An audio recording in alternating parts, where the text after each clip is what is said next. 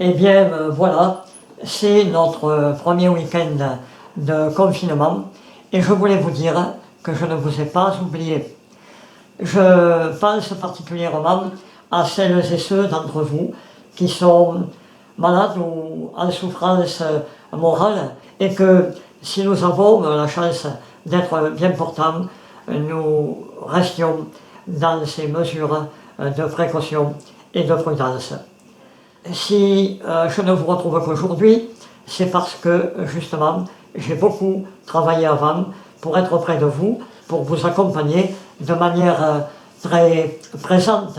et même interactive, puisque je prépare toute une série de choses en plus du programme normal des publications que je reprendrai dans mon blog, par exemple La Route du Bleu, ou la publication des carnets de stage de certaines et certains d'entre vous qui ont eu la chance de participer au dernier stage du Jura oriental, ambiance et paysage de neige. Mais avant de revenir là-dessus de manière concrète avec ces publications, ne soyez pas étonnés si vous recevez de ma part plus de newsletters que d'habitude.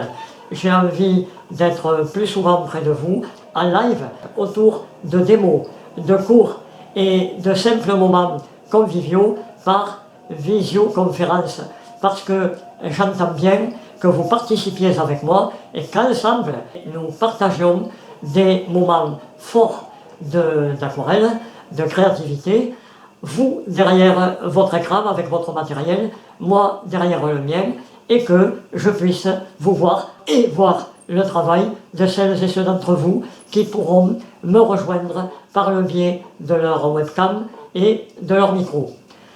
Ensuite, alors je précise une chose, c'est que pour ces directs, je vais ressortir d'anciens documents que j'avais eu la bonne idée d'archiver pendant des stages ou des voyages personnels, des moments de carnet de voyage tout à fait inédits pour certains que nous allons partager en les exploitant exactement comme si vous étiez en voyage avec moi.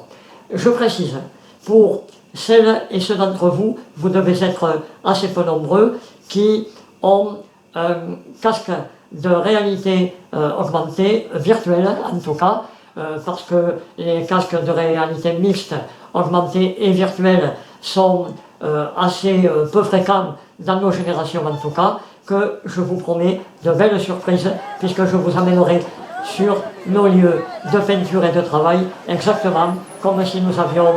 pris ensemble l'avion pour nous y retrouver, et quelquefois dans des endroits fort lointains. Mais je ferme cette parenthèse, je développerai cela, si j'en ai le temps, au fur et à mesure des semaines, ou en tout cas des jours qui viennent. Pour l'instant, vous regarderez en dessous de cette vidéo, il y en a une autre qui vous permettra de prendre une première bouffée d'air pur avec moi, très courte, de à peine une minute, dans laquelle je vais de cette manière-là vous amener sur un décollage de parapente, tout à côté de chez moi, décollage dans lequel vous pourrez vous retrouver réellement, virtuellement, si vous possédez un de ces casques. Pour les autres qui ont un smartphone récent ou une tablette récente, eh bien il vous suffira de la mettre plein écran sur votre smartphone ou tablette et soit avec le doigt et la souris, vous promenez dans ce paysage avec moi, en même temps que moi, et pour ceux qui ont un matériel adapté, vous pourrez tout simplement, en tournant votre tablette ou votre smartphone, voir ce qu'il y a derrière vous au moment même où vous regarderez la vidéo. Voilà, je ferme cette parenthèse pour dire qu'en plus de ces conférences en virtuel et de la mise en ligne de ces vidéos, qui sont des vidéos spatiales, des vidéos 3D, je vais vous amener dans l'exposition virtuelle, cette fois, que je devais animer, qui m'était consacrée en totalité, puisque c'était une exposition personnelle qui devait démarrer le 2 avril. Nous voilà devant la peinture que je nomme Africa et qui représente pour moi cette Afrique éternelle que nous aimons tous. En dehors du pigment, du sable de quartz et de dolomie qui la compose, nous allons la voir maintenant différemment. Regardez bien avec une tablette ce que ça peut donner.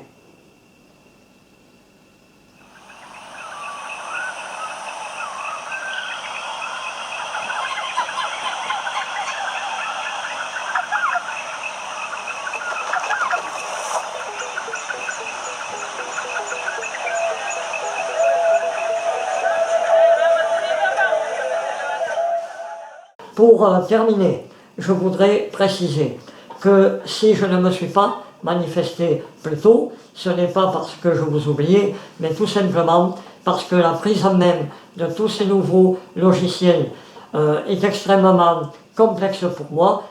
En attendant, mon premier souci, et ça m'a demandé pas mal de travail, c'était de développer un système qui prenne le moins possible de bandes passantes sur nos communications en général, parce qu'il y a d'autres priorités. Voilà, c'est dans cette optique et avec cet objectif que je vous dis à très bientôt dans le prochain billet. Alors, à très bientôt.